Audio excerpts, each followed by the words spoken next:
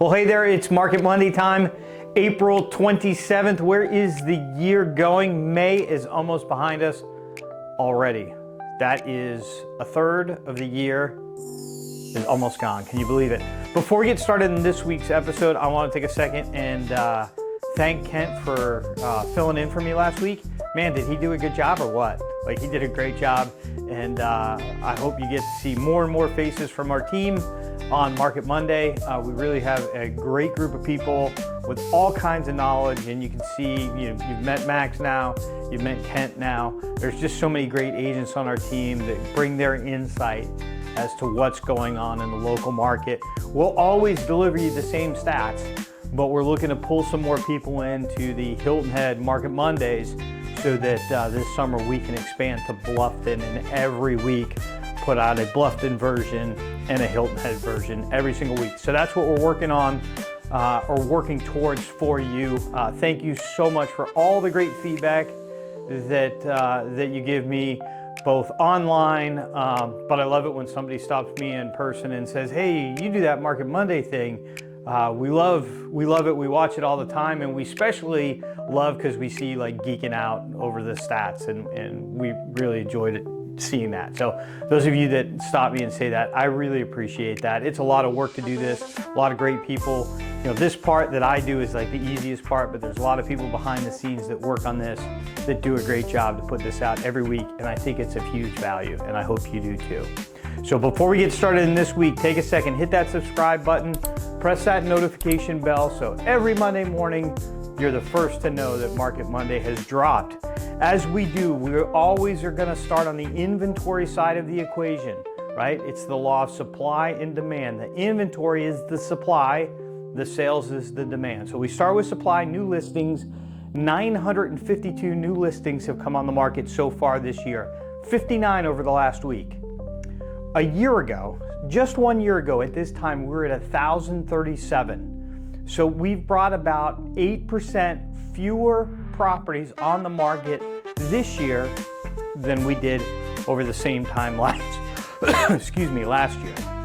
If we look back 5 years, 2021, at this point in 2021, on April 27th, 2021, we had 1,264 listings come to the market. That's 25% more than where we are right now. The inventory situation here on Hilton Head is the thing to pay attention to. It's the thing that could change our market one way or the other. So it's why I always start with this. So then available inventory. So new listings is just new inventory coming on the shelf. Available is what, if you came to town this weekend to look at property, there are 883 properties available for you to look at. That's one more than last week. We had 882. This is the big number right here. Where were we a year ago? We had 1,114 properties for sale on April 27th, 2025. That is 21%, or today we're 21% lower than where we were a year ago. And where we were a year ago, inventory was low. This is the third lowest inventory level for this point of April that we have ever seen. The only two that were lower than this were 2021 and 2022. Excuse me, that is not true. The only time, so this might be the lowest at this point, because in 2021 we were at 1,058. So we're below that now. So it's really 2022, it would be, April of 2022 would be the only time that we saw a number of available inventory that's lower than the current 883. That's something. We know what happened to prices then. The piece that's missing for us right now is the demand. The demand just isn't the same as what we saw in 2022, 2023. So that leads us into demand, the sales side. So supply and demand, sales. Pending sales, 704 so far this year. We had 49 over the last week. That's a pretty strong week. Where were we a year ago? 662. So we put this year more property under contract than we did a year ago. I know I just said the demand is not there. We're seeing an increase in demand. It's leveled off again. So just before the war broke out, when interest rates came down, we saw a pretty good spike in demand and we thought that that was going to be the wave that was going to take us through the summer. The war started, fuel costs went up, interest rates have kind of stabilized and remained fairly stagnant, and that has slowed things down a little bit. And so I don't think this is the wave yet. I think the wave is still coming. So a year ago we were at 662. Right now we're at 704 pending sales year to date. So we're 6.3% higher than a year ago. And way back in 2021, the market was on fire at this point. We had 1,320 properties under contract, 47% more than the 704 right now.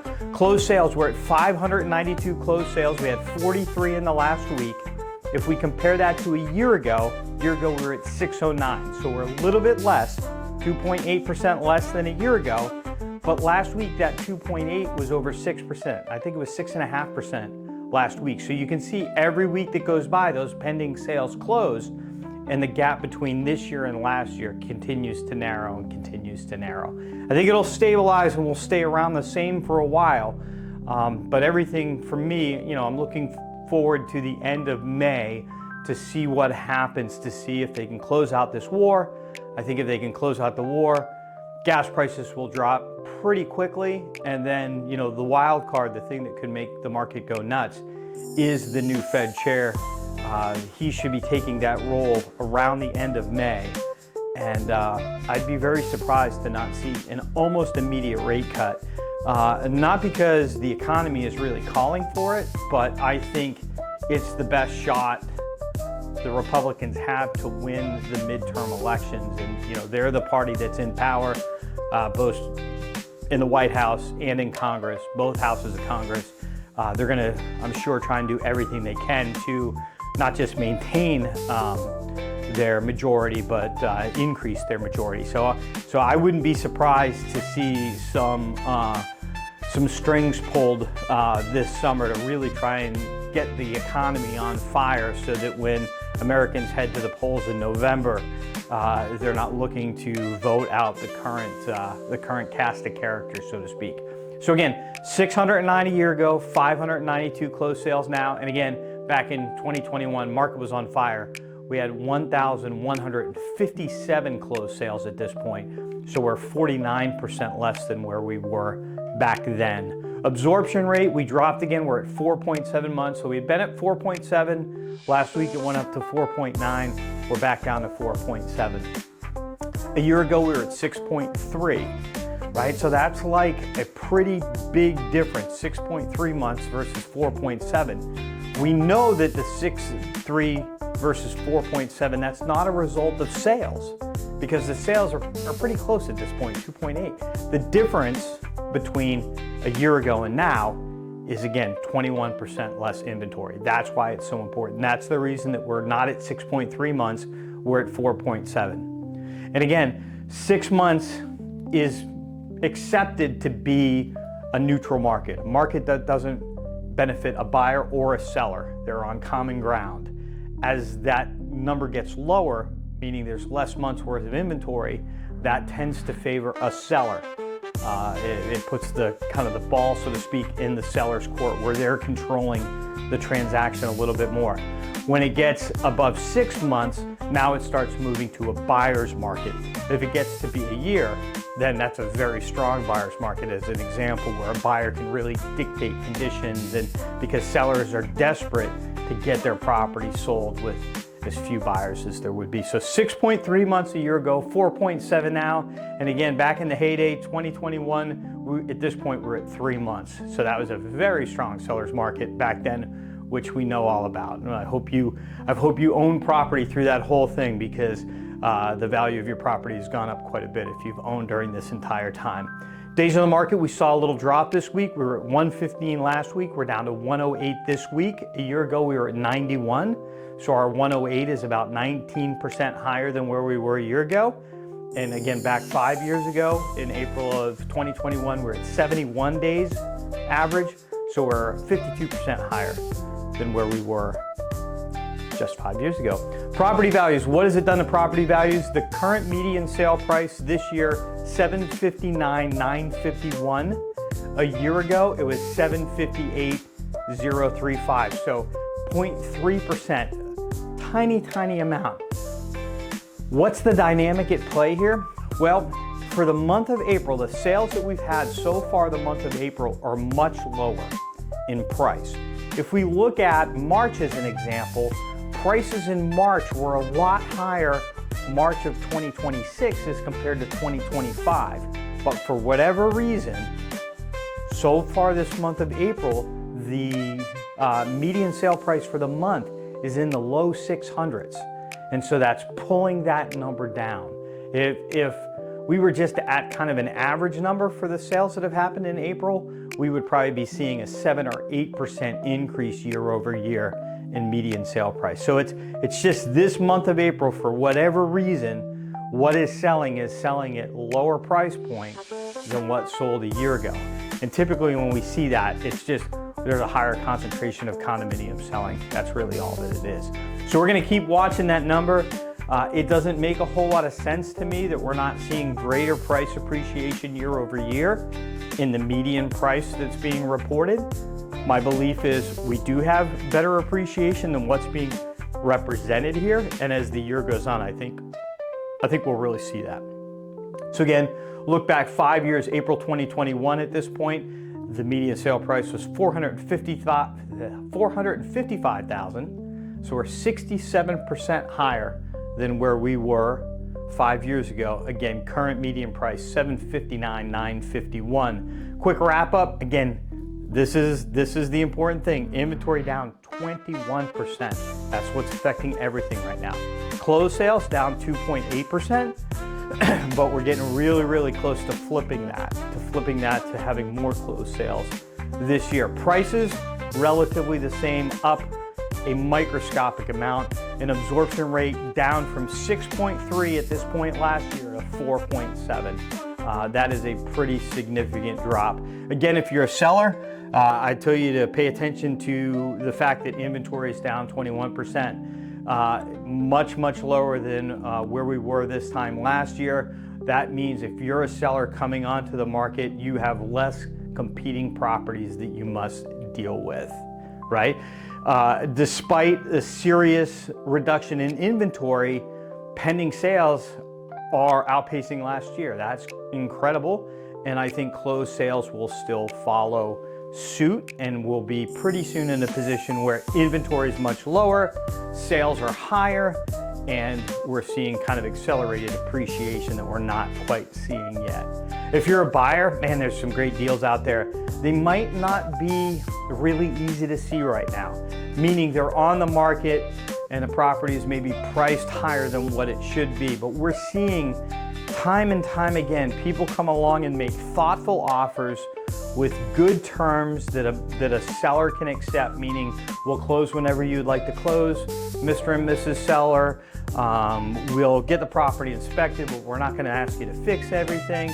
Like, just really trying to make their offer appeal to a seller on every line item except for price. And they're getting some great deals. So that's my advice to you. If you're a buyer, the market is a little bit slower now than what it's been. We know that based on the sales activity. Go out and just make an offer, and it doesn't cost you anything. And you're gonna end up being one of those people that 5 years from now, clients tell us, man, I wish I would have bought when they bought. What a great deal that they got. It's hard to see it when you're in the middle of the market. It's easy to see it when you look back. That's why hindsight's 20/20. Again, this war, I believe this war that we're in is gonna be over soon. The main reason why is because if they don't end it, I think it's going to really affect the results of the election. When that war is over, especially if we are controlling some of the fuel in the Middle East, fuel prices are going to drop again. During this last drop at the low point, I actually saw some fuel prices under $2. They might even drop if we take some control of some of the oil in the Middle East. They might drop to even lower than that. And we know that's the canary in the coal mine. When fuel prices drop, that has such a huge effect on inflation. When inflation drops, they can start pulling back interest rates, right? Like, that is what I see happening. When it happens, whether it starts this month or next month or 3 months from now, that's what I'm not sure of. But my bet is it's going to happen a lot sooner than anybody thinks right now. Again, the only reason that I say that is because of the election.